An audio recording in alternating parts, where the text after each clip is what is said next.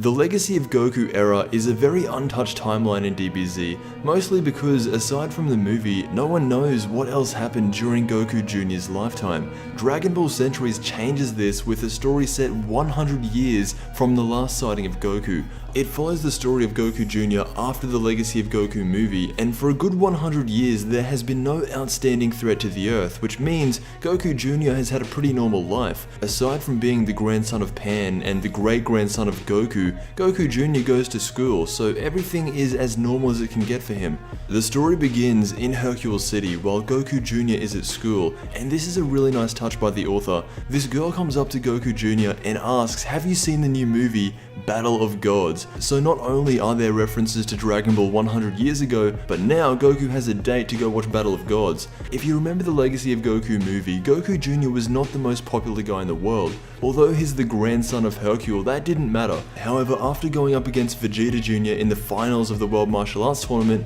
Goku naturally has become very cool. While he's sitting in class, all of a sudden he senses not just one, but a cluster of strange energy levels heading towards the Earth. This would be the first time Goku Jr. has ever sensed something like this, because up until now, the strongest person he ever fought was Vegeta Jr. back in the tournament. 3 hours later, the mother of all spaceships enters the Earth's atmosphere, and every character that is still alive that we know can sense it. Master Roshi, Vegeta Jr. and Dende, these are the only characters outside of Goku's family that are still around 100 years later. The ship lands, and the captain of all these guys is another Saiyan, and the reason that he's on Earth is because he's looking for the Dragon Balls, something that hasn't happened in over 100 years, because when Goku left, he took the Dragon Balls with him, but now they're back, and Goku Jr.'s house is home to the 4-starred ball. So straight away, because of Pan, this Saiyan is able to sense her energy, and from there he knows exactly what he needs to do. He barges into Pan's house and says two very important things.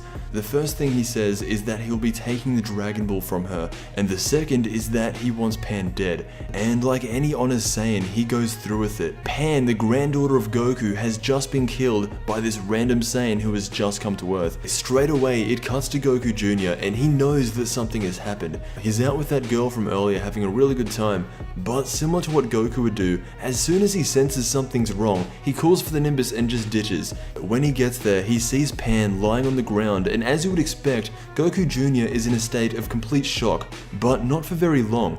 The same guy who killed Pan blasts Goku Jr. from behind, and just like that, he's knocked out and assumed to be dead. By the time Goku Jr. wakes up, the entire city is destroyed in front of him. This is where he starts becoming a lot more like Goku. He realizes what the death of Pan means, and so he buries her and swears that no matter what, he will bring her back. From here on out, this is Goku Jr.'s new design, and this is why they call him Goku.